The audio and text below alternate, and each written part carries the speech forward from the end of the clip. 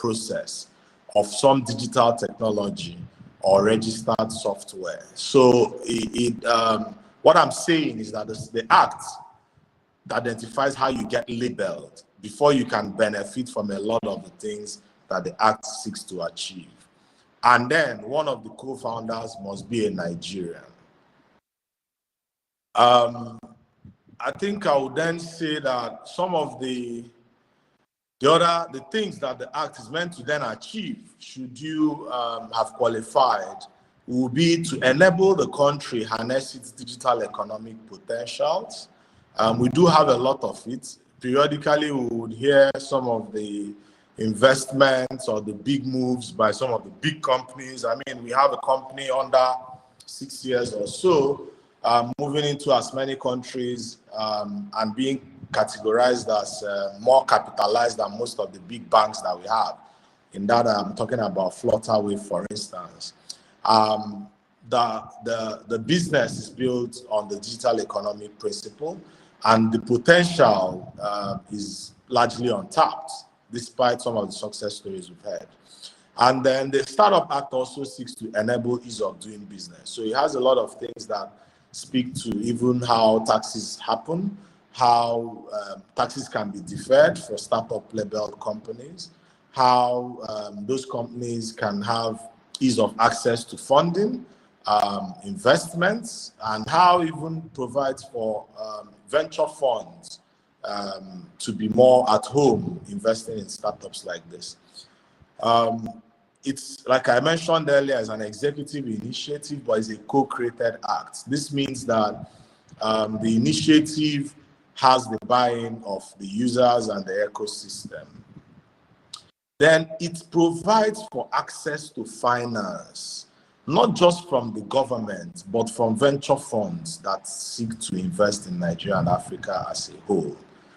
And it is the structure of the act is also such that the continuous improvement does not necessarily lie in reviews to the act. I would explain.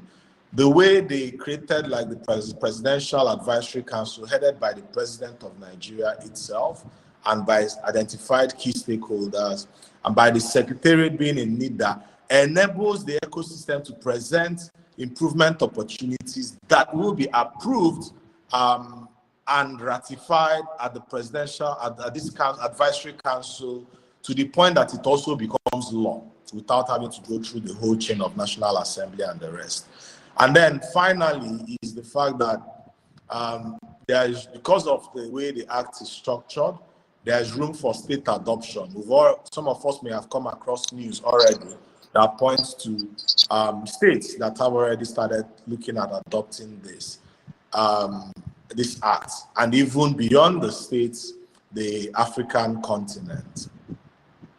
So some of the key structures that we need to note, or that I want to touch on, is what they call the Council for Digital Innovation and Entrepreneurship that was just recently inaugurated. And then you have the Startup Support and Engagement Portal, which needs to be developed. And then you have the Startup Consultative Forum, which is a body of key stakeholders that can then add some of the continuous improvement initiatives, some of the lobbying and the pressure groups that are required to enable the ease of doing business and the growth that we intend to see. And I earlier on talked about the startup labeling and the essential nature of that, and being able to note that if you're a startup or an intending startup, that you build to deliver. Then the other thing I want to talk about as a structure that is built into the act is the training, capacity building and development. We all know about the tech talent shortages. It is actually an impediment to building ventures, because if you don't find the right talent, it becomes very difficult to build to full capacity. Then you also have the Startup Investment Seed Fund, which is meant to be developed under this structure of the act, and this is to provide label startups with finance, provide early stage finance for recommended labeled startups, and to also provide relief to technology labs, accelerators, incubators, and hubs, which may be Moi may be speaking on later or touching on later today as it affects innovation hubs and incubators, accelerators. Then I mentioned earlier the tax and fiscal incentives that make it easier, and of course the secretariat, which is NIDA. Some key incentives. What are really the incentives? I will touch on them as it affects the three different categories. For the startups, is the tax relief and the fact that label startups can be labeled as and are giving pioneer status incentives, the PSI, under the NIPC, which is the Investment Promotion Council of Nigeria. And then they can also be granted Export Development Fund. Some of us may have heard of the African Free Continental Trade Area, AFCFTA. Export Expansion and Adjustment Grants, which is what will enable startups to basically export the products and services that they offer and then earn this country some of the required foreign exchange and create the kind of jobs that we so much need. And then, of course, credit guarantee schemes that are seriously relevant in enabling startups to grow. Then what are the incentives for investors? So the Startup Act provides for investors to get tax credits of up to 30%. Capital gains tax waivers on proceeds from labeled startups. So if you're a labeled startup, I'm an investor, I invest in you, I can get a tax credit of up to 30%. And if I make capital gains on that investment, it can be waived if I do the right thing under this act. And it can also support listing. You know, for many of us, we see exits as only sales or mergers and acquisitions. There are also exits that can happen through the stock exchange. Then for foreign service providers, there's a 5% withholding on income derived from serving startups. So they are encouraged to provide provide startup support and the services that they offer. Then I would round up here. I don't know how much time I have, but I'll round up here by saying, please do read and understand the Nigerian Startup Act. Do participate in your own capacity in its implementation. It is important that the policy advocacy that led us to where we are, all through to the point where the act was signed up, should not cease, and we should sustain it. It is also good that we continue to educate ourselves and to improve upon the work that is being done in this ecosystem and aligning it to how the act can enable us. We also need to collaborate a lot more, not just within the country or within key stakeholders or vertical alignments within these different sectors that we may play in, but also across the African continent. A lot of interactions happen between here and Europe, between here and North America, but it needs to also happen between here and certain African markets. Then you need to volunteer and have a social conscience to present your knowledge or your understanding to improve the ecosystem at large. And then you need to align your engagement to your objectives and the overall objectives and targets of the organizations that are affected or impacted by the innovation ecosystem of the Startup Act, which could include the incubators, the accelerators, the training organizations, government, the academia, and the investor community, and so on and so forth. And then please do follow your course. Thank you very much, and I'll be happy to take any questions after this. Okay, so that was a great presentation there. I actually already have, of course, there are some questions, and then please, if you have any question, you can just, we have the chat, and then you can prepare the question. But what I think is better, we have all the introduction, then we can easily have the question. I already have some questions, but let's have Moni first, talking about ISBN. We know that there are hubs in Lagos, but how about places outside Lagos? Like, and then basically, what we need to know the involvement, the engagement with as regard the heart, and then the engagement and the response outside Lagos with other hubs nationwide. So let's have you.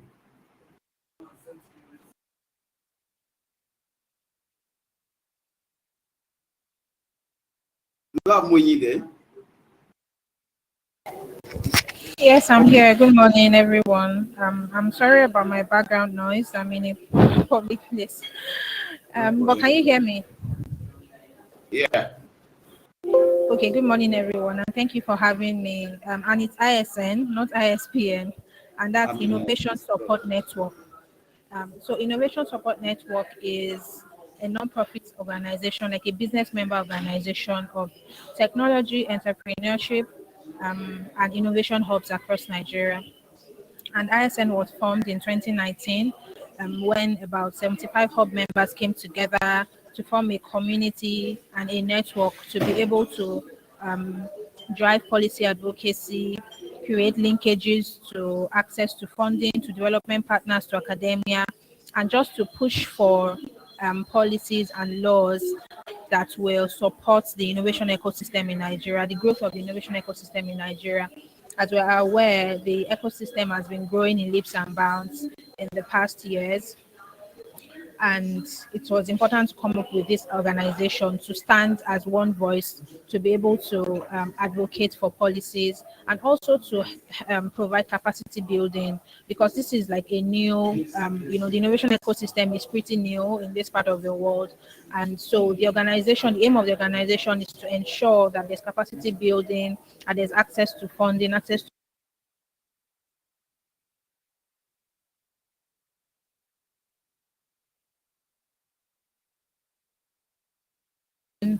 has grown to an organization of over 120 innovation hubs across 25 states in Nigeria.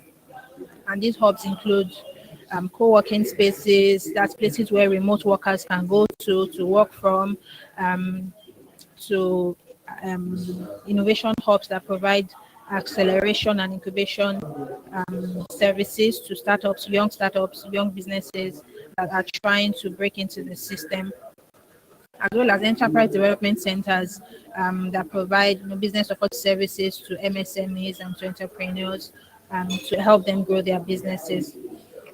Um, and so ISN also organizes annual gatherings and other learning platforms to ensure that these hubs can network and share ideas to continue to grow the ecosystem. And like I said earlier, although the ecosystem has been growing and there have been startups that are coming up, but it's in spite of the challenges that exist in the ecosystem, right? Because there was a study that was done between 2010 and 2018 that highlighted that the failure rate of startups highlighted it at 61%. And that's because of the aggressive government policies, the regulatory bottlenecks, the high cost of doing business, and also funding challenges. And this is why the ecosystem stakeholders and also the government came together to co-create the Startup Act to address some of the challenges that the ecosystem players have been facing. And the journey started in June 2021 when ecosystem stakeholders came together to discuss and to come up with a draft law. Um, and after the draft law, how ISN came in, ISN was the ecosystem lead to ensure that all the stakeholders across the country in the innovation ecosystem, could could could add their input to the law to ensure that it reflected, all the challenges and all the contributions of all the stakeholders. And so ISN led the socialization of the bill at that time. In August 2021, we coordinated town hall sessions across the 6 geopolitical zones in Nigeria to ensure that every stakeholder was involved. We invited stakeholders from the startup ecosystem, from government, from academia, to ensure that everybody's input, was included in the Startup Act. And this led to the production of the development of the bill, which then went to the National Assembly um, for legislative um, for the National Assembly, that's the Senate and the House, for them to deliberate on it before it went on to the President for assent and was signed in October 2022. And to buttress the point that Charles made about the Startup Act, a lot of the things that the Startup Act addresses, in particular, is funding for startups, because a lot of startups need external funding, they need investment, and one of the things that the Startup Act addresses is to provide a startup investment seed fund, which will be domiciled in the Nigeria Sovereign Investment Authority, to ensure that early stage startups can get funding for them to develop their products without needing external investment. And so this is one of the important things in the Startup Act. And also another thing that is worthy of mention is also, capacity building, um, to to build talent in the startup ecosystem, to ensure that they have the right knowledge and skills, and also to involve the academia, because a lot of research is going on in Nigeria in silos, and it's not, there's a gap between the startup ecosystem and also the research going on in academia. And so the Startup Act also provides for this, to ensure that research and development is happening, and to, build or bridge the gap between the innovation ecosystem and also the academia. And also to protect intellectual property, because a lot of these startups are developing products and services, that are unique or that are novel, and so they need to protect their ideas. And so this is also something that the Startup Act provides for. And to quickly um, compare and contrast how Startup Acts, can boost development of the ecosystem. Tunisia signed the Startup Act into law in 2018, and after signing it to law in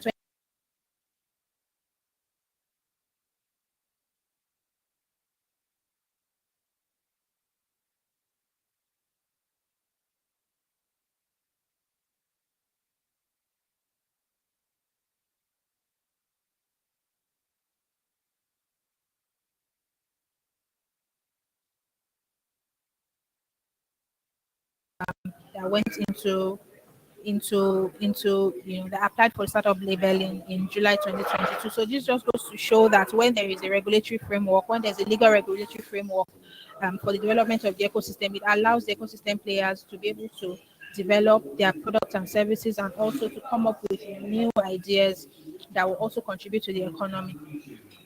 As at September last year, there are over 400 startups in Nigeria, and these startups are contributing to the economy. They are employing people. They are creating jobs, and so we can see how important this Startup Act is, to ensure that this ecosystem or this community continues to grow and contribute to the economy of Nigeria, and also to build the to improve and to build on what young people are doing, how they are, solving problems in the country. And so this is just a summary of how ISN um, was able to co-create or to contribute to the co-creation of the Startup Act by socializing the bill across the ecosystem across Nigeria, to ensure that everybody's contribution and everybody's input went into the development of the act. Oh, thank you so much. So, because I know you need, because of where you are, let's quickly ask uh, your. Let me just ask some questions so that we can argue. Now, how not so far from the signing? Can we have the idea of the ISN, the record? Now, first for Lagos, where we have more ISN, and then across the nation, because like I said, so many people don't even know that there are where they can, join ISN in their own area, their community. So can we have so far, what is the update? What has the response been towards the bill and the achievement so far, the level of implementation as regard the ISN in Lagos and nationwide? Thank you.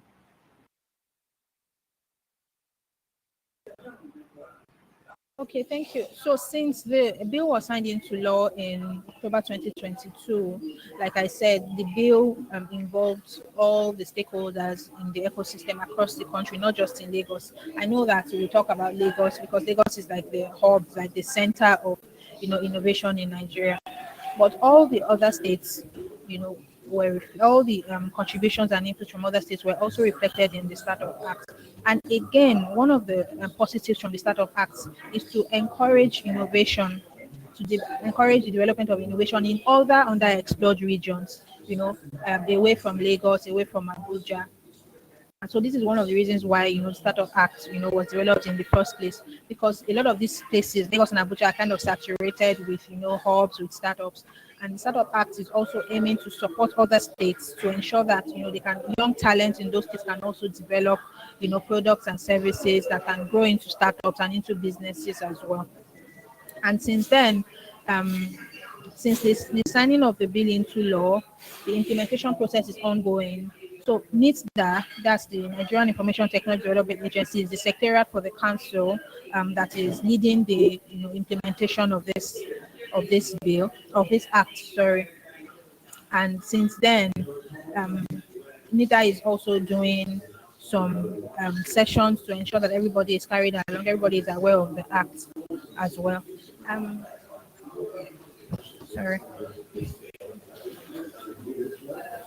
And so other hubs across Nigeria, like I said earlier, ISN is a national hub network, and we have members across Nigeria in 25 states currently. And we are currently hoping to expand and to have more members join us, because there is always value in a community than standing alone. And so we try to make sure that other hubs. So what does it take? What does it take? Joining and okay. To become a member of ISN, you must be a registered legal entity in Nigeria.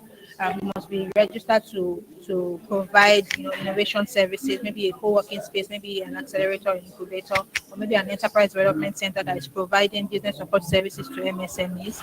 And you contact our secretariat. I can leave the information on the chat, and also you send the details of your registration, that's certificate of incorporation, and also pay an annual fee of 25,000 naira. And that's it. You're able to benefit from some of the capacity building events that we have for our hub members, and also other networking events, and also projects and programs that we implement them through our member hubs. Okay, thank you. But now, part of what we want to achieve through this program is, like I said from the beginning of the year, and the concept of thinking outside the box.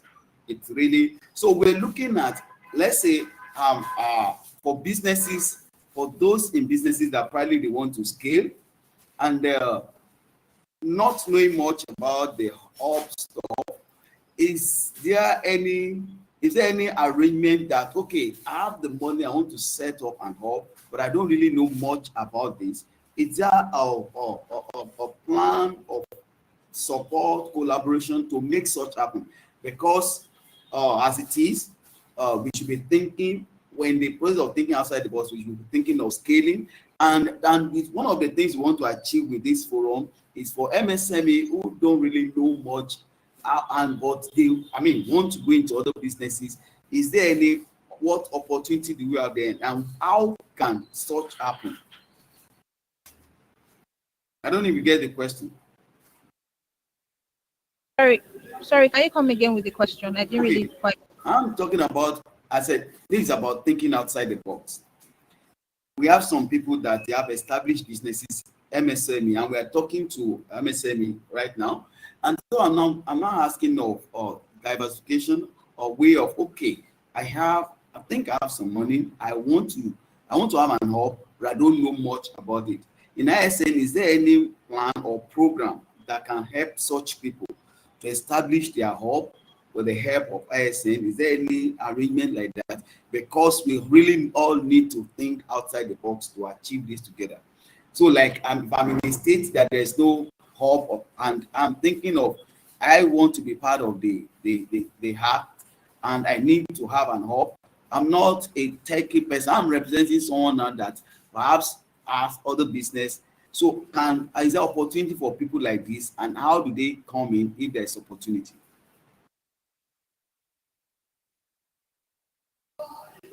So I think first of all, we need to understand the differences between MSMEs and startups. And Charles already explained the definition of a startup. According to the Startup Act, a startup is a business that has not been in operation for up to 10 years, and that the activities that this business runs is related to the creation, innovation, and production and development of digital technology, or innovative product or service. So I don't want us to mix it up from the start. MSMEs, they exist in different other fields or other sectors like agriculture, retail, manufacturing, and so on and so forth. So I just wanted to state that clearly. And also for member hubs of ISN, like I said, they are either hubs that are providing maybe a co-working space, and co-working spaces are places where freelancers, maybe students or remote workers can go. They can access infrastructure like light, internet services, and other things for them to do their businesses. Or maybe you're a hub providing digital skills training. You're teaching people how to code, you're teaching people how to design and stuff like that. Or you are an entrepreneurship hub that's providing business support services to MSMEs. You are, helping people, teaching people about how to be digitally savvy, how to get their businesses online, how to, make their businesses, technologically enabled to reach more customers, to go across their community. So these are um, the hubs that are members of ISM. Um, and so if anybody is looking to set up a hub, you can definitely reach out to ISM because we have, a network of hub owners, and we have a network of founders of startups, and we'll be able to provide more information on how to go about that.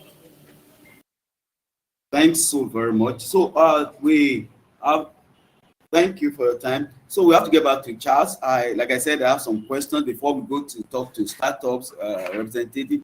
So one, I know he said NIDA. Some people are asking what is NIDA. NIDA is the National Information Technology Development Agency. It's funny that some people don't know that. The National Information Technology Development Agency. So NIDA represents the government in all these tech projects that we are talking about.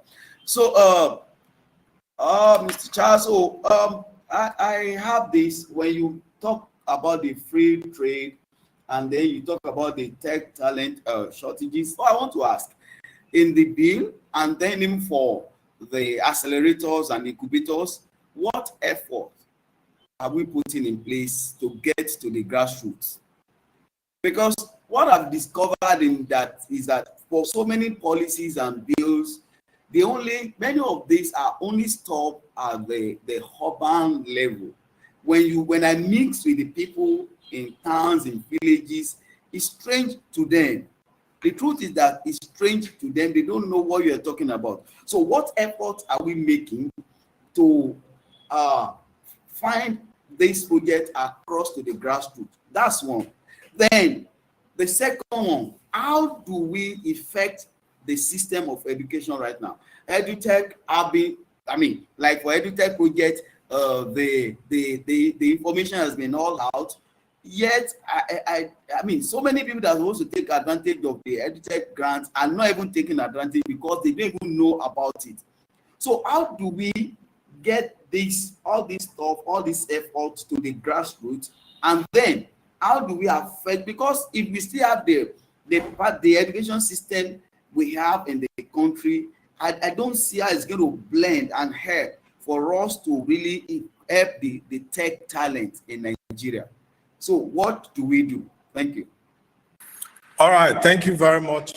Thank you very much for the great conversations and insights from you, Moya, as well, and the questions from the audience.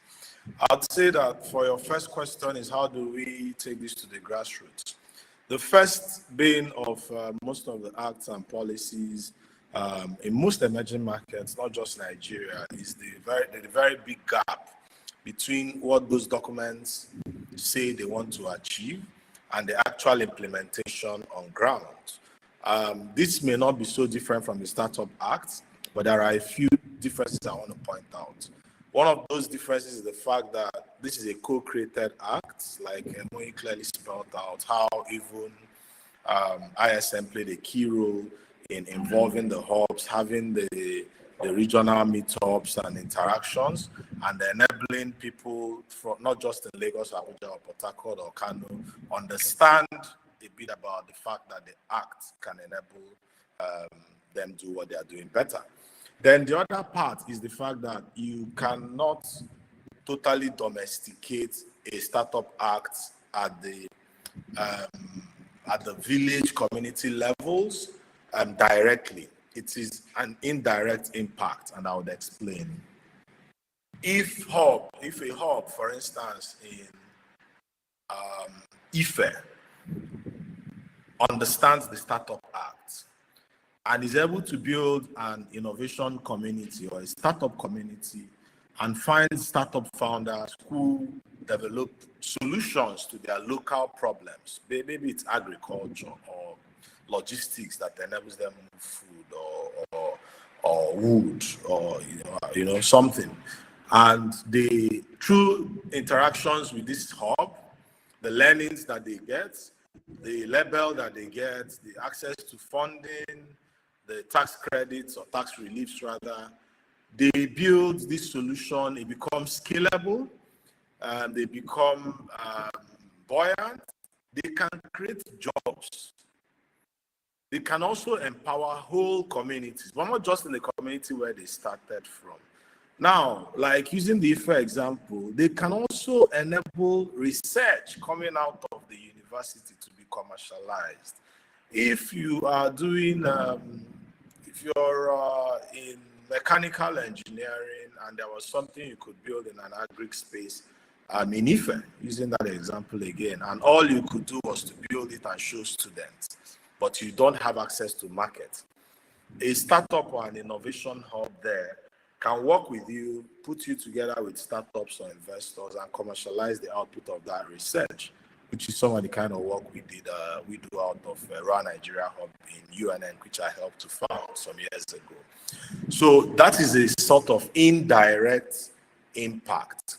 But the direct impact that where we require to move this to the grassroots is to continue engaging. I think I railed it out towards the end of my talk to say that we all need to get involved. We all need to come through it. I mean, AFC, FTA, you have even pressure groups or groups like ISN, Nigerian Economic Summit Group. I don't know whether it's your church or whatever. If you have an avenue to engage the government, to engage the powers that be, the councils, the consultative forums, please do so.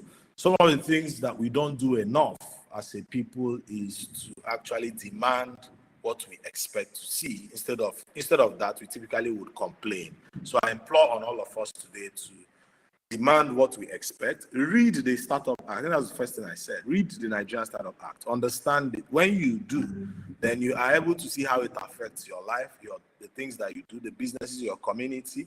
And then when you do that, the next thing to do is to follow up, to speak out, to communicate, to take advantage of it, to apply.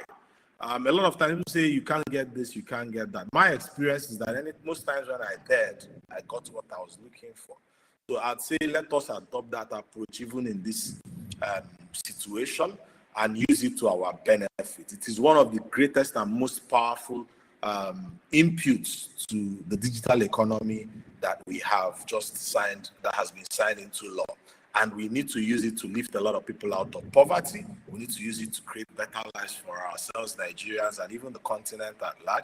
In fact, the flip side is that even the developed countries are looking forward to that because they request a greater balance of trade between them and Nigeria. Today, we consume more, but there are also things they would like to see from us, like agricultural output from Nigeria, processed or unprocessed, needs to be increased because the availability is a problem. Even our oil and gas, if you look at it, there's a lot of theft happening along the pipelines. Innovation and startups can solve some of those problems using technology. Then your second question was on, remind me what the second question. Education. Bringing the education along to... Talent. Yes. So the good thing is that there's a lot of programs today that are focusing on it. However, the attempt to solve that problem by programming, especially just by grants, is not sustainable. There's a book by a lady called Dambisa Moyo the book is called The Dead Aid. It would be nice if you would like to have a glance and look at that book as well to see that whereas aid is important, sustained aid can be detrimental to a society. Why I say this is that the scale that we need to see in developing our talent will have to be from the private sector. Of course, it can be enabled by grants, it can be enabled by government and all the other institutions, including the traditional academic institutions. But the future of taking more Nigerians out of the streets and putting them in schools at the lower level and all the way to the higher level where we bring them out from our universities and they can't fit into supporting the digital economy has to be changed on its head. And one of the key areas or ways to change that is to create systems that are rewarding, like a private sector organization, that makes sense at scale. And to be able to do that at scale, you need to make it platform-based, right? If you use platforms, then it makes sense. Then the third thing is that you need to bring in a lot of local content to it. Local content and local context. You cannot solve problems, African problems, local problems in Nigeria by just adopting global solutions alone. They are not necessarily built for our market, and sometimes even when they are, it's a bit of exploitative. But you can collaborate to improve or change that narrative. And the problem is that we sometimes consume, whereas the opportunities that present themselves is that we can engage some of these global platforms, donor agencies, foreign organizations, foreign investors, in the mix which the Startup Act encourages to build for us things that will enable us, support our people, grow them, and even increase the output. Sometimes people talk about the Japa syndrome. I see it as a positive thing rather than a negative thing. The only challenge is that we are not producing the people enough. We are over 200 million people. And looking at millions of unemployed, even those that have gone to school up to higher institutions that are unemployed are in tens of millions. So we have the capacity to build. Let us use it. Thank you. Oh, that's great. So, thank you. And I know that your academy is doing something in that line. Can we know more about? I know you have some of the startups with you now and some of the effort. Can we know about your academy and for people? Because the idea is that we want to have more startups. We want to, because we can't deal with the issue of poverty if we don't get people engaged. So I know your academy is really doing a lot. So can we hear more about the academy and how more other people can take advantage of that?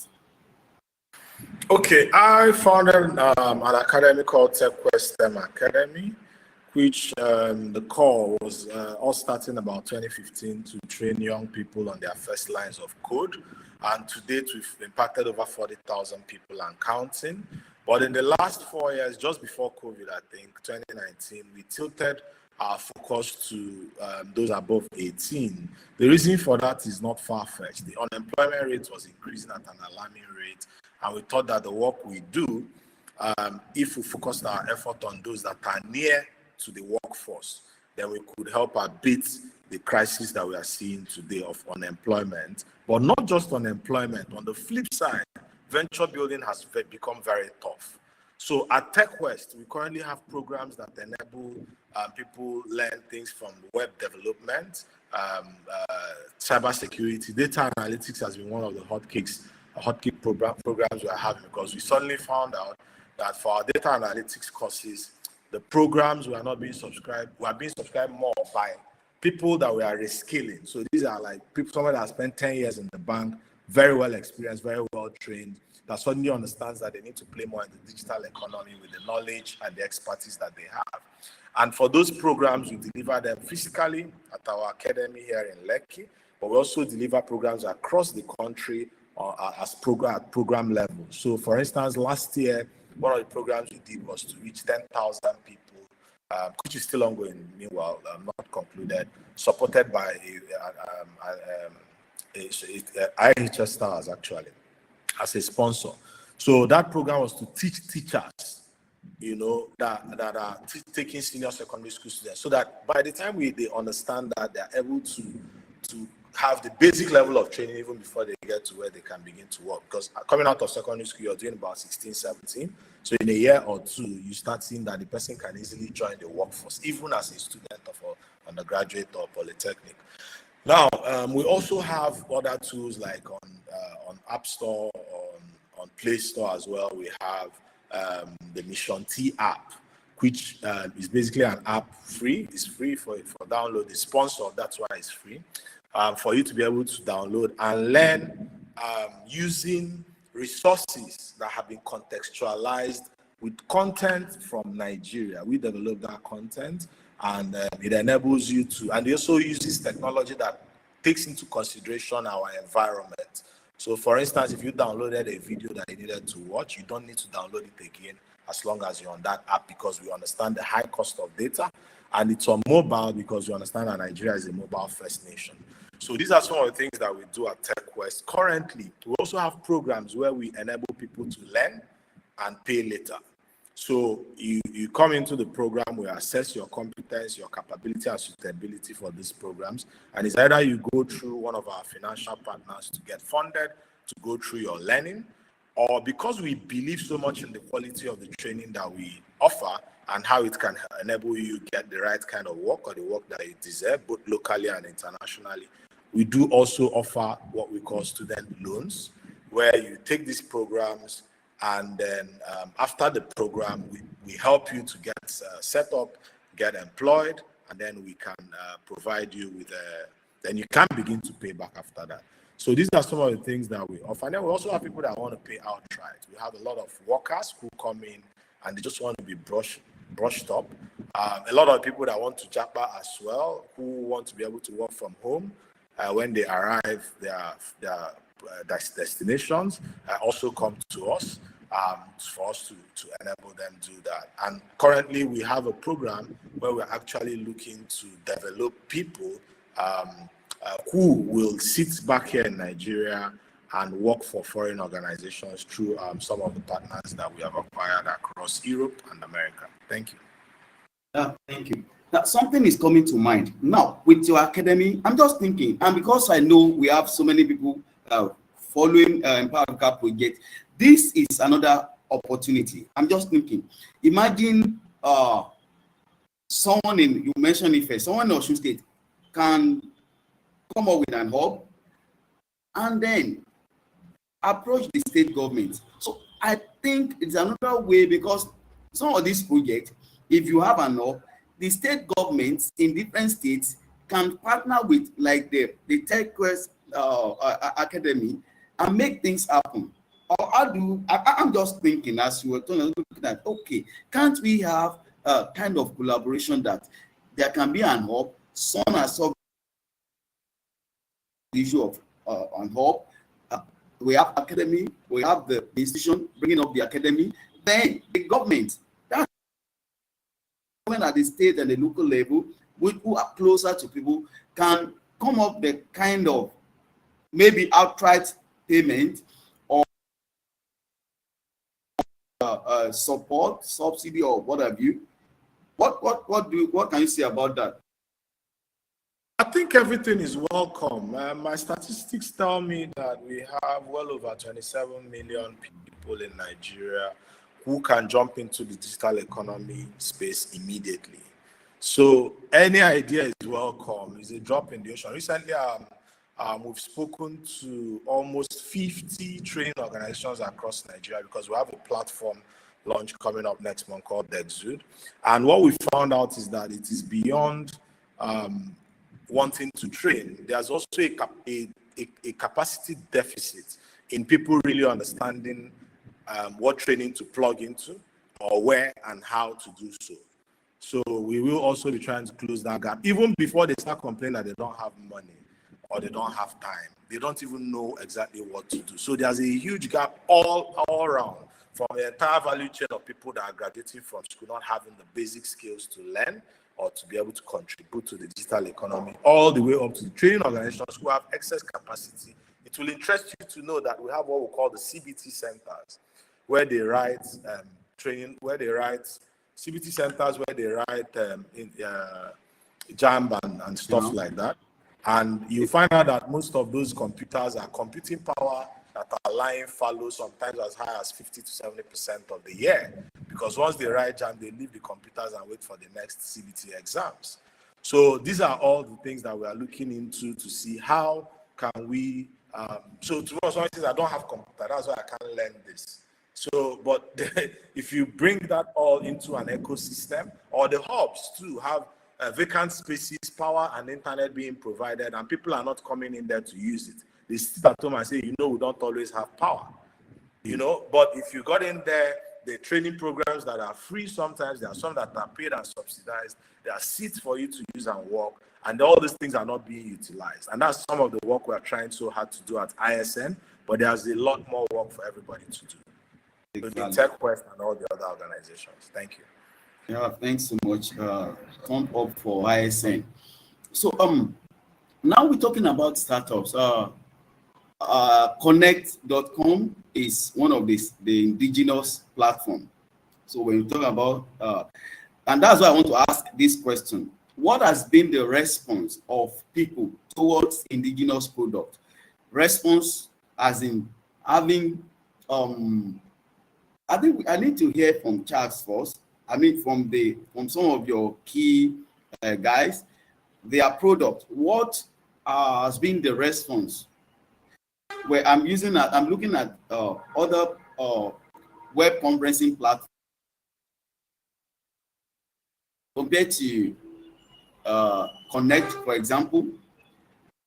So, and of course, that we're supposed to have Mr. Femi Williams, and so he's unavoidably absent. But Dokon Raso will be representing me.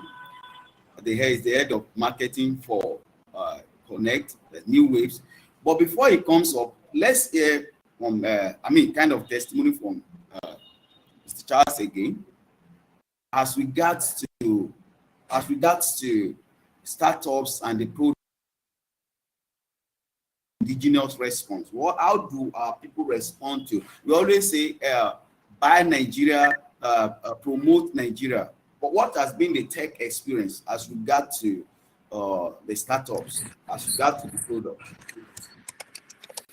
So product development in Nigeria has come full cycle from what it looked like 5 years ago to what it is today. However, not enough. So there have been a few success stories, largely concentrated around the key economic areas of Lagos, maybe Abuja, maybe Port Harcourt. Not enough of it going into the hinterlands to capture value, which is why in 2016 we founded Run Nigeria. The strikes haven't also helped matters for the student and academia community. But the important thing is that there's the awareness. I meet a lot of people who know nothing about tech coming in to say things like, I really would like to go into tech. I really would like to participate in fintech and things like that. So the important thing to note is that the awareness is there. The government is beginning to do its part, but also the international community. Every day I meet one investor or the other looking to invest in startups in Nigeria. The only thing that is outstanding is us collectively producing the quality of the startups and the technology talent that will support those startups. And then the enabling environment which the government needs to provide. And more importantly, for quality startups, you also need to have the research component and input that makes that quality viable. Thank you. Please, before you go, there are a lot of things just coming up. Look at the situation, the cashless, the issue of, for these last 2 months, the financial inclusion. This, what happened actually exposed the level of our financial inclusion. And the noise of financial inclusion has been here for years. And then we've had tech products but with the situation now, it tells that we don't really have it as it should be. If with the level of the fintech we have in Nigeria, so many fintech, and we could have, the challenge of, because of no cash on the street, what do you think that actually happened, and how do we, to save the future, how do we manage situations like this, where you have lots of fintech contesting about as regard to accounts, and then the issue, just a slight issue of cashless is here, and everybody's like, what is going on? What do you say about this? So if you've ever hit the gym, right, after a few years of being exercise non-compliant, you will notice that the first few push-ups that you do will probably leave you with muscle pains for some days. I personally believe that what we are facing today is more of opportunities, and it's something that needs to be sustained. It will be painful, but if you continue in the right direction and with the right support and leverage, you will realize that the value would far surpass the pains. It's been horribly mismanaged, but the value or potential value is huge. I can tell you that most of the fintechs who had their heads screwed well on their shoulders are currently doing very well.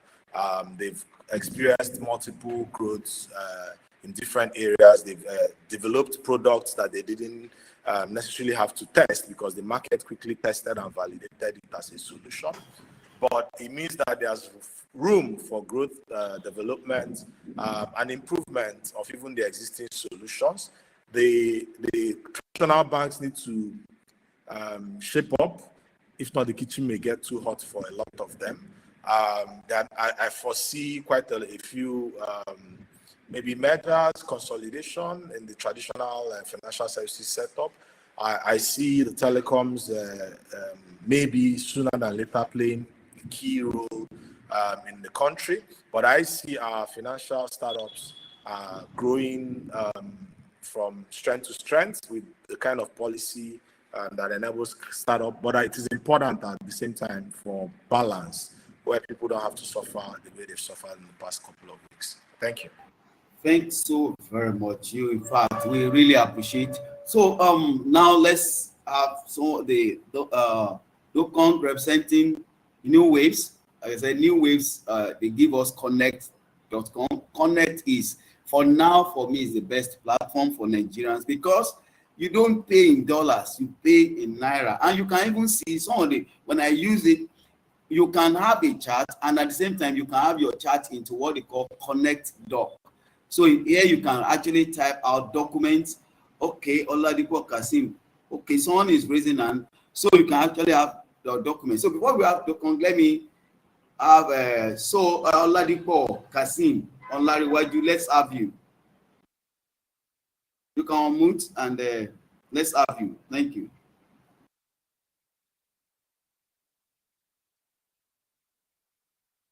Oladipo Kasim Olariwaju.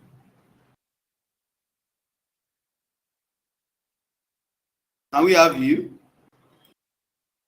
This mic is not well connected. I think it's trying to get Oladipo, I can hear you, please. I said his mic is not connected. Your mic is not connected.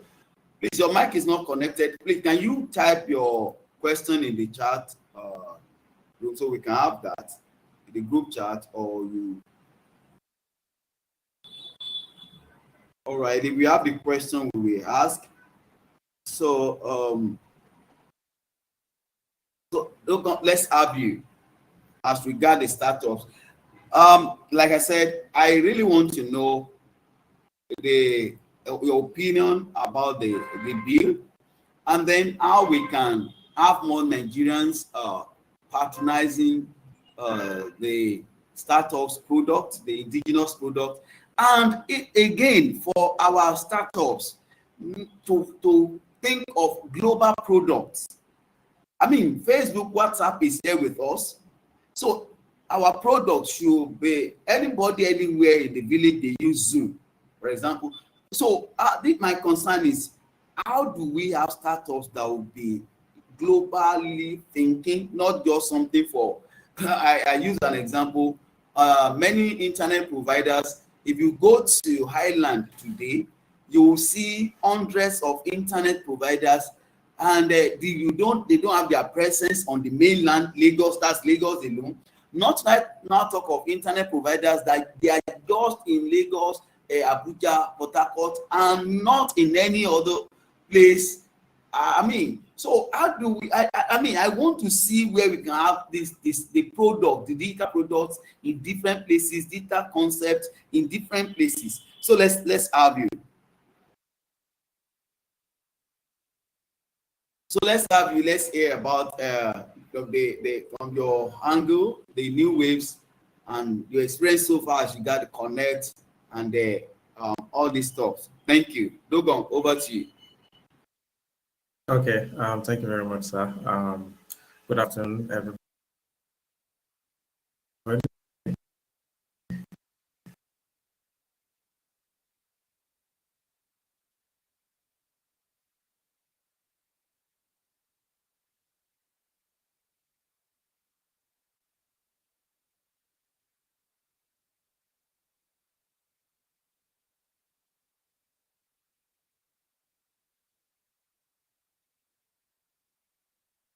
Waiting for you. Okay. Thank you very much. I want to confirm if you can all hear me. Okay, I can hear you.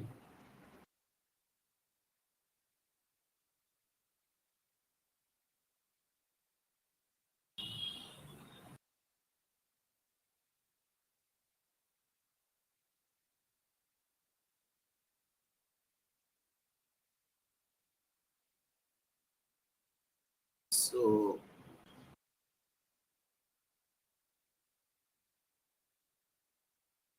are you in there? Okay, so do we have any question from the participants? And then don't forget, we have the documents that you can, if you want to know more about the ISN, can you can send email to secretariat@isnhubs.org.ng. And for the TechQuest STEM, the academy, if you want to know more about them, you can reach out, and then you can send email info@tqstem.org, or the website to have information about this. And like I mentioned, this is opportunity for I just want us to think outside the box. As an MSME, one thing is this: nobody is born with any talent or any knowledge, or like saying is born. It's not, nobody is born without something. And then don't necessarily have to be born with some of these things we are talking about. Now, if you can venture, you can go into this is a vacuum. There is a gap. We need people in the tech space. We need people to take tech to the grassroots. You can decide, you may not be able to create a product, a tech product, but you can be an incubator or an accelerator. An incubator, you can come up with an hub, set up a hub that, okay, the target is if you have any tech talent, you want to do this, or I mean, there are lots of things that we can do. You can even decide to have an academic hub where people who don't have access to remote opportunity can come to your hub, and they're able to partake of any of the programs and things like that. We have this, and I just want us to think around this opportunity. For now, the government, as regards the startup, the government is coming up with funds and the stuff, and then there are seed funds from international organizations to startups in Nigeria. But I want you to know that nothing stops an SME in Nigeria to become an accelerator. An SME in Nigeria can actually give out seed fund. We cannot always depend like Charles. We can't always depend on international aids. We can have some support. You can have some. I mean, I think to the extent of cooperatives can become accelerators. We can have. I mean, the startup hub can connect even with civil servants, and like making a kind of retirement plan. Civil servants can have cooperative come together, and the cooperative can finance startup projects. It becomes their retirement plan.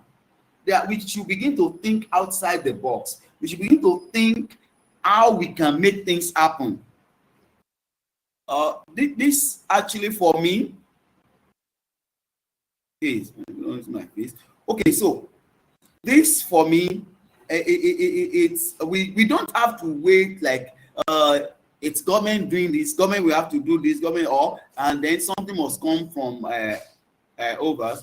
I mean, I read of Jack Ma and many like that. How do they started one with the idea. So they have the idea, and the next thing that they're able to get few people who could understand what they do within their country, not outside. So we can't always expect that everything we have to do has to come, the aid has to come outside the country. No. So it's just for us to put our heads together. I think sometimes it's a challenge, it's a challenge of wisdom.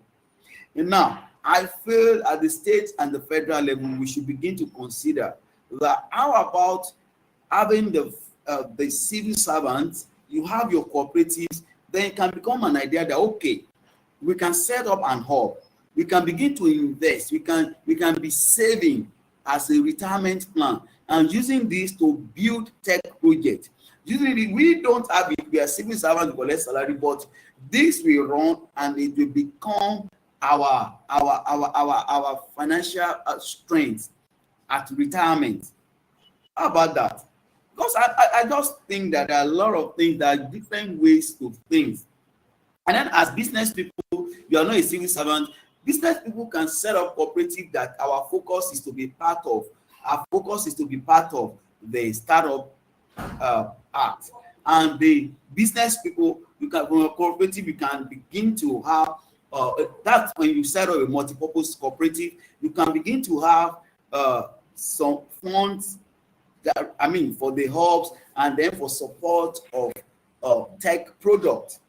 So when we begin to have this, you are creating channel of investments, channel of income for yourself, as a channel of revenue, other alternatives. At the same time, we are creating jobs. At the same time, we are making necessary impact. We are making that's investment for us, and we are touching lives. So I need us to begin to think around whatever is coming out, whatever the policy, whatever. Let's see how we can tap to them, make them happen, and then from there still have our game.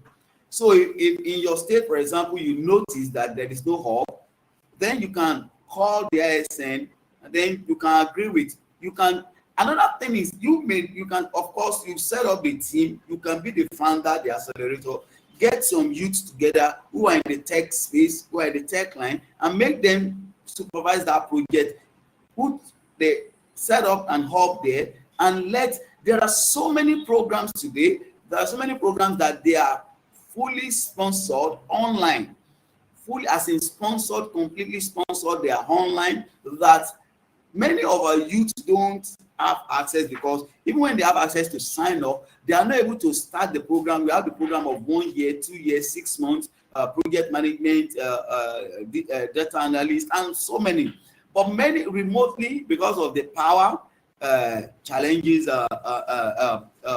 data, and so many things, they probably could not do this program. But that is an opportunity for some people in government. That's an opportunity for some people in business. That's an opportunity to make impact, and opportunity to invest. Because all you have to do is that have a work center. We just started one like that. That okay, we call it a workplace. We have it that people can sign up for different programs online that are available. Sponsored program.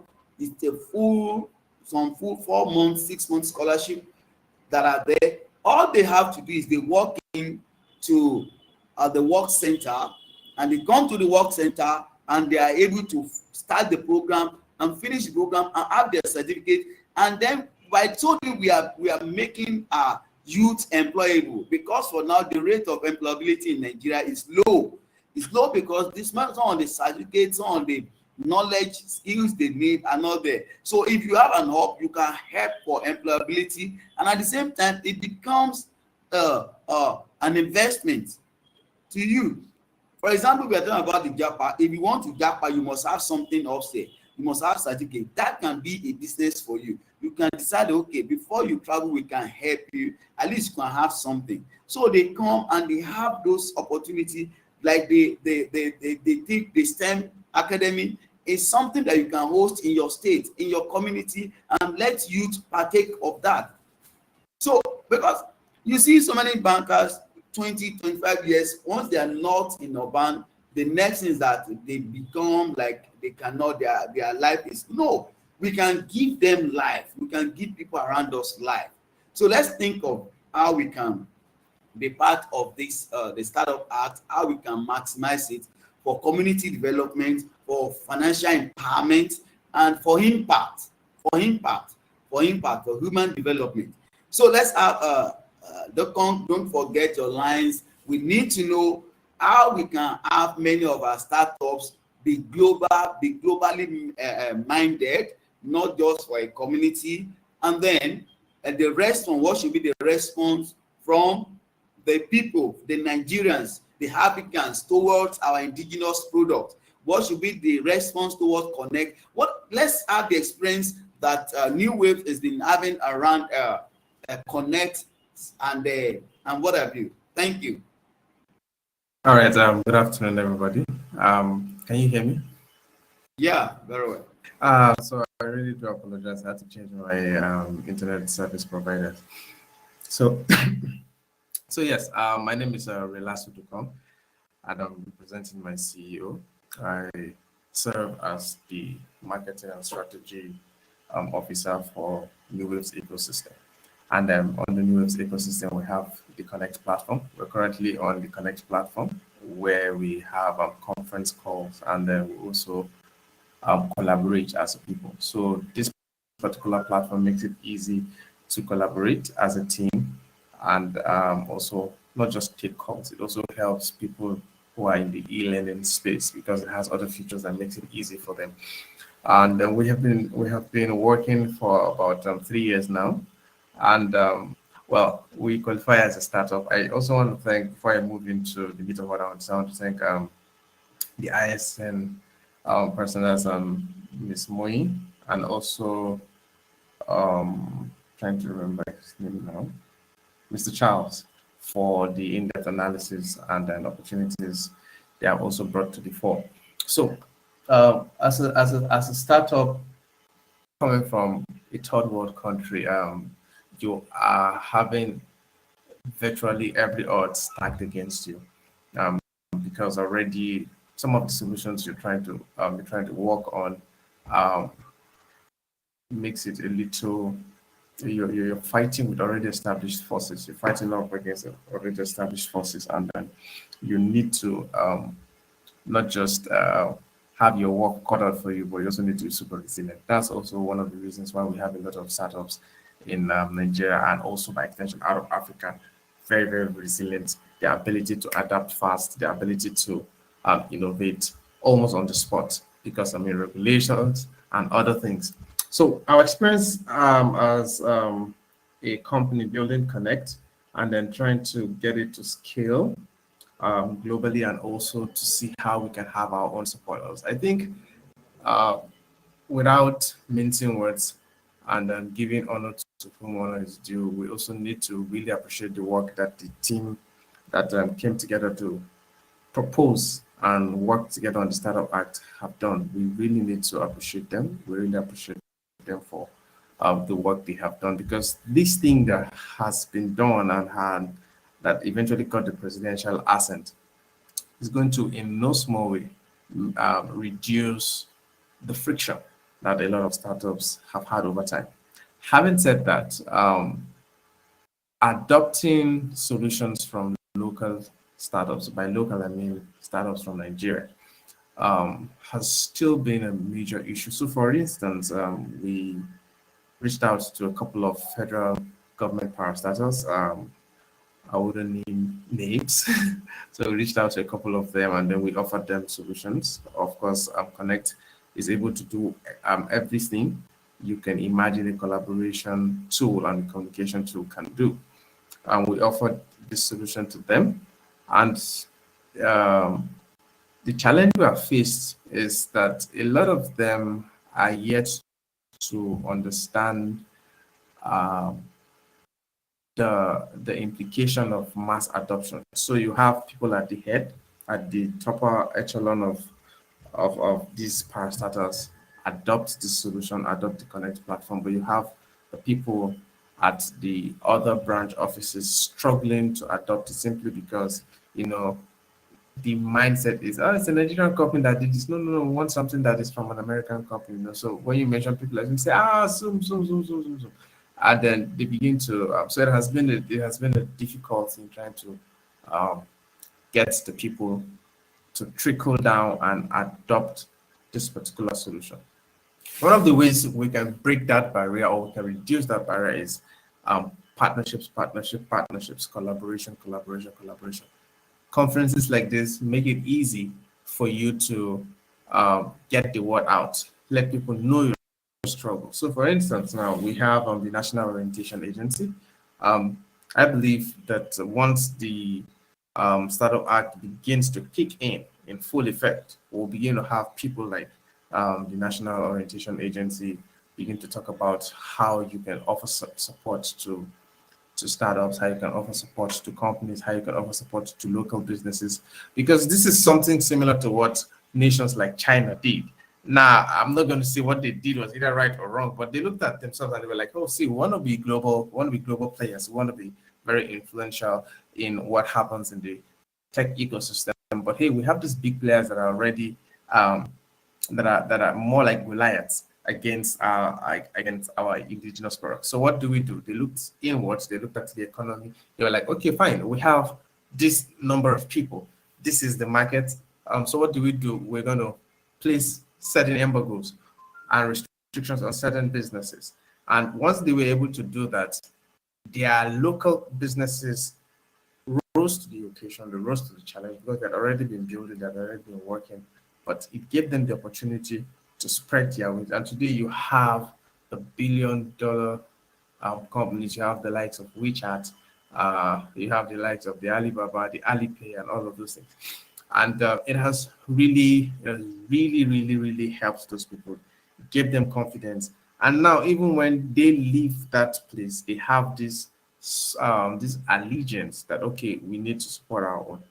That being said, Nigerian businesses also are encouraged to build not just for Nigeria. So that's one of the things we did at Connect. So Connect is not just a Nigerian business that's trying to get people to use a Nigerian product because we want people to support it. No, we're building Connect as a global solution.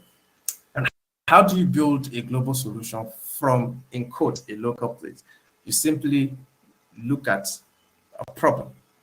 Simply look at problems and see how a solution at scale can solve those problems. You don't just wake up and just pick some random solution and then slap a brand name on it or a logo and then you begin to push it out. So no, what you do is you look at this problem and then you begin to see how you can move it.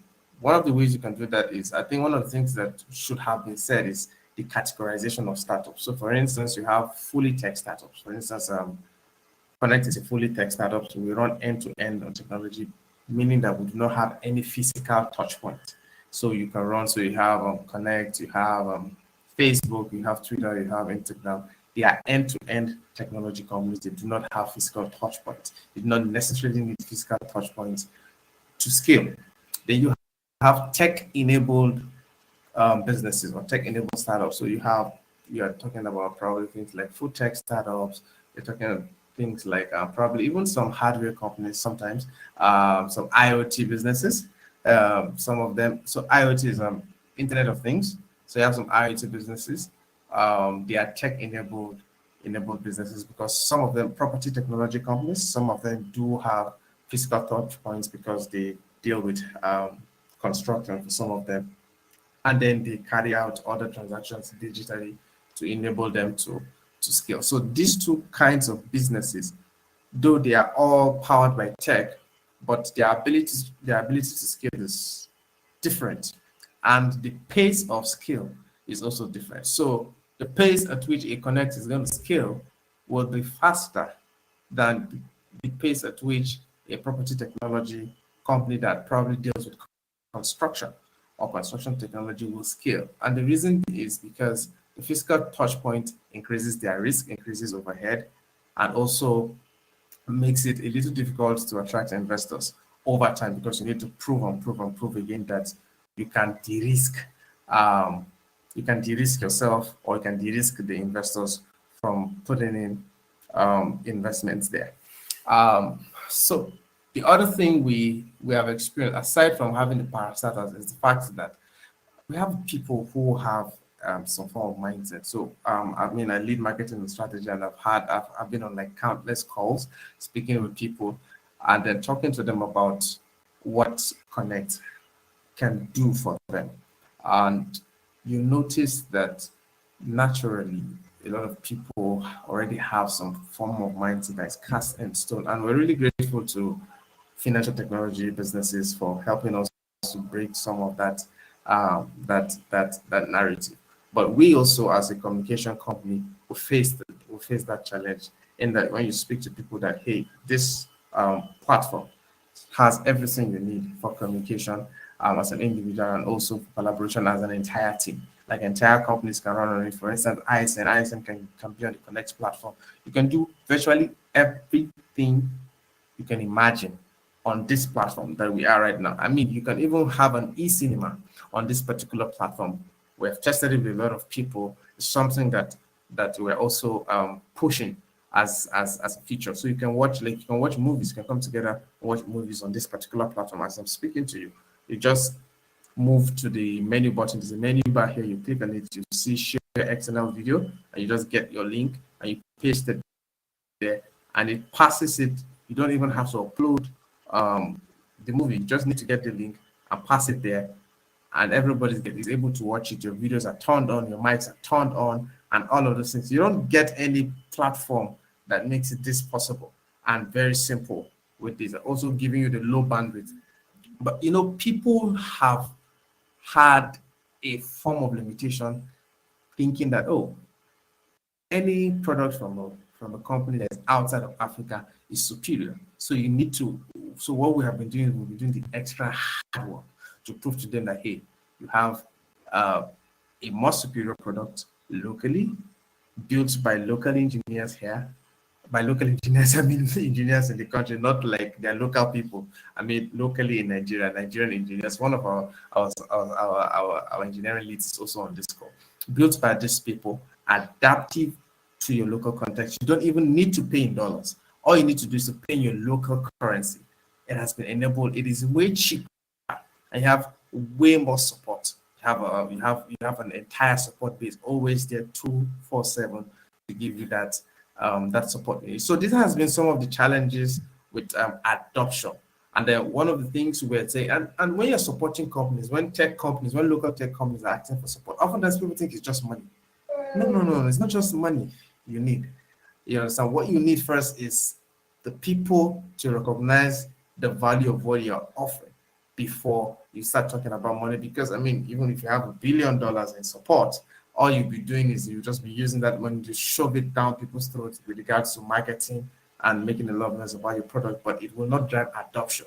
But once you're able to have large support, so for instance, I'm looking forward to speaking with ISN. I'm looking forward to speak with TechQuest to see how we can help their entire network run on the Connect platform. Now imagine the entire ISN hubs running on the Connect platform. Imagine TechQuest and their community running on the Connect platform. What that does for us is it already gives us an edge. So when you're now speaking with people globally, naturally they see you as a tech leader, because I mean these people, these hubs, these communities are running and are being powered on your platform. So it makes it easy for you to even make negotiations as we're entering into some African markets and as you're entering into some global markets, because you know that, okay, these people already have this kind of support from where they're coming from. I think that's one of the things that has helped even people like Facebook and people like Google. I remember when Russia had started, that was in early 2021, when Russia was having the drums of war, just before they eventually went into full-blown war with Ukraine.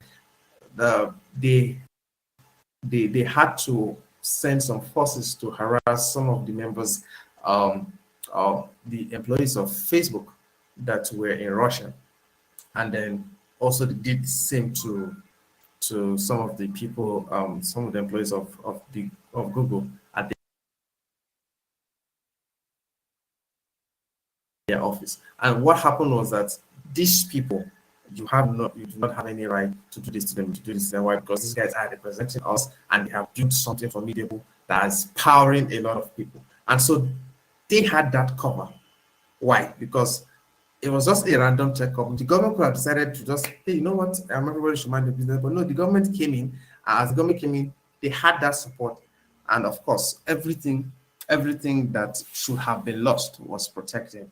And then eventually everything was sorted. So these are the supports we need. No, we're not just looking at support in monetary terms. Monetary support usually comes when you want to scale, when you want to probably get more hands, or you want to move into other countries. You're looking at your OPEX and probably a little of the CAPEX. But with regards to support, what we need is getting these products in the eyes and in the ears of a lot of people, getting them to see the endless possibilities, and also partnerships.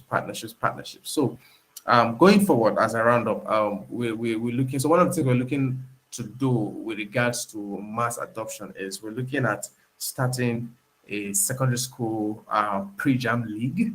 We're looking at doing that in the next few months. We're going to partner with, we're going to start with schools in the Southwest, and we're going to power that particular competition for probably 12 to 16 weeks, depending on how the partnerships with these institutions go. And we're going to sponsor some of these students, and we're going to use the Connect platform to encourage them to adopt not just the technology, but to also use that to get them up to speed with technological breakthroughs. Thank you very much. Oh, okay. Great. Thank you. So, like I used to say, I don't think there's something that I experienced sometimes ago. We were having a great conference in a state. I won't mention that state. And it was an agri summit, and the farmers were there. So in my mind, I was actually expecting to see ofada rice and the jam and the stuff. Well, from the stuff, the food they have there, the refreshment, I said that these are imported rice. And I said, look, and the topic and the focus was on consuming Nigerian products by Nigeria and what have you. And I was like, well, you're saying that we should buy Nigeria, we should encourage Nigerian farmers. And then the rice we are eating here are foreign rice. So let's be practical. So same way, billions of naira will be going into the startup act. It's like you said, it's not about pumping money into projects. We need to buy this mind. We need to buy this concept. We need to know that this is our own. We are not saying our own because traditionally just our own. We are saying that these products are viable. Now, we are not saying you should accept a product without testing it. Test them, look at the standard. But it's not to just say, Nigeria, you don't even want to test. You don't even want to check the standard. We need to, because it will be like wasting of money if government in Nigeria is spending on startup acts and the same government in Nigeria is not doing their meetings on the indigenous web conference. Indigenous web conferencing platform. It's not.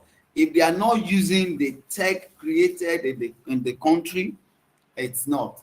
So that's one aspect that we really need the government to know, and we want all of us to embrace our indigenous products, not only in tech but the embassy, because we are talking about tech.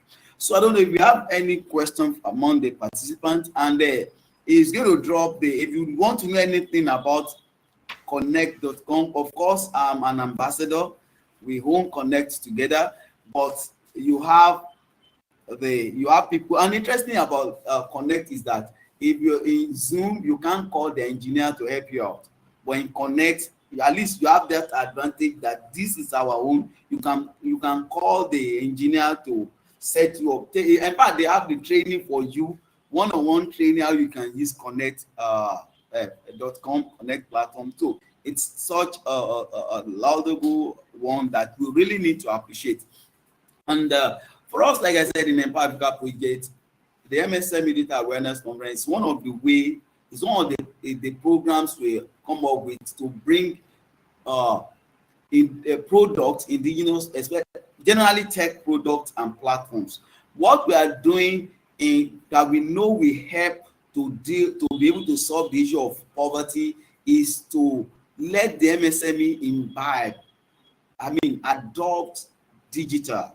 The more we go in, the more we digital as an enabler, the more we apply, the more we go for digitalization, the more we're able to reduce costs, the more we're able to do some things. Like I told some of us, right now, with the level of things, we need to, oh yes, that's good. Kudos to, yes, thank you. Nonye Umar, thank you. Kudos to Connect. Yes, they are doing very well. So we really need to find a way to encourage ourselves to support one another to make things happen. And trust me, in Empower Africa project, we're making that happen, because we know that at least we, like I said, we may not have money to give you, but as an SME, if we can help you to solve the issue of the digital issue, it can help you for digitalization, it will go a long way. That's why we created Business of Africa. We looked at it that Business of Africa will help so many of our MSME cannot do their running advert on their own because of time. You focus on business. So we created Business of Africa that you only just need to sign up. Then we're using one stone to kill two birds. We are training. That's for job opportunity as well. Training youth. We assign them to businesses. They manage businesses. Then we look at it again. The issue of website, buying data, buying as hosting and in dollars and with of the rate.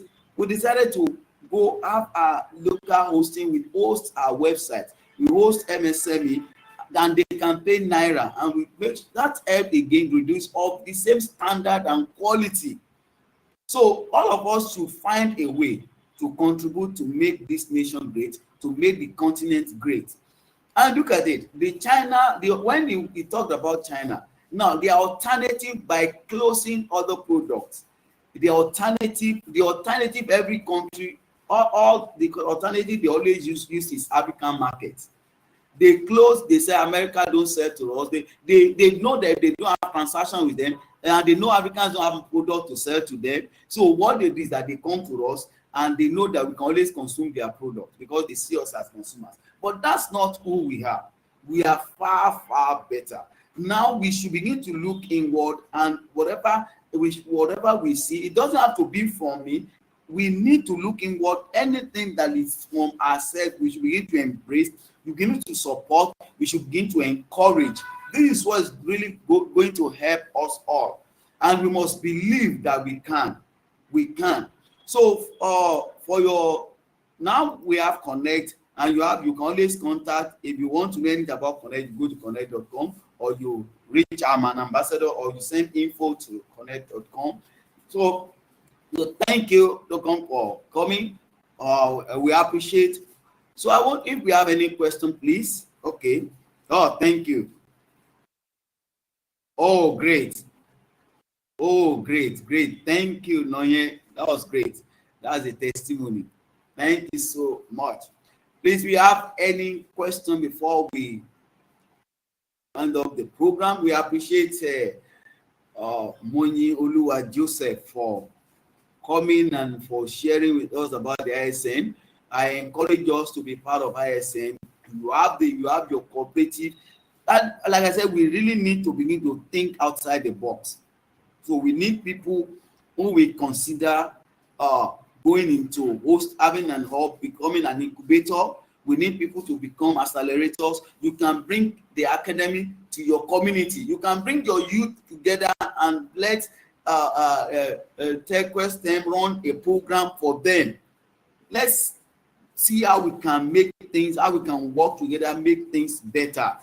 So this is what we are talking about. Africa, we are blessed. Nigeria, we are blessed. We need to know that we have great stuffs. So thank you all. Do we have any question before we because we have the record of this, and for those who want to It's going to be available on our YouTube channel, uh, EA Project TV. We'll make it available there for those who want to go over there. I know I will still share it around. And in April, we are believing God for a mega project. In April, we'll be talking about the collaboration between the SDG goals and the MSME policy. It's going to be online, and it's going to be hybrid because we're going to have people participating online, and we target to have between 20 to 40 connect centers nationwide. So if you have an hall you can give for free, you can host, make available as a connect center, you can reach out to me. So we target that all these median offices with all these median halls nationwide will be connect centers. If you are running median office, you can participate for April program. We will have the details around it, and then we talk about those who are going to join us online. We're making everything available. We'll be looking at the opportunities in SDG goals. We'll be hearing of green finance now. So the opportunity in SDG goals and the MSME policy. This is another area. Anywhere you hear of policy and implementation, there are opportunities there for MSME. Trust me, there are opportunities there. So we need to wake up and make things happen. So if we don't have any question, I appreciate you all. Oh, thank you, Christopher. It's awesome. Thank you. It's encouraging the Connect team to continue working on the look and feel. Yeah. Okay. Thank you, Christopher. Thank you. That's encouraging. Thank you. So we thank Charles for coming around, and trust me, I really enjoyed your session. Moni, thank you for coming. We just had brief discussion, and they agree to be part of it.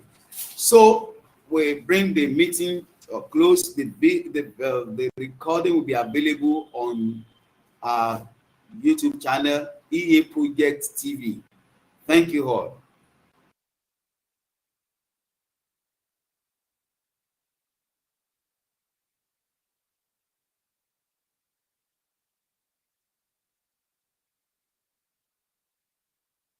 Yes, Mr. Olajude, you will be able to have access to the audio.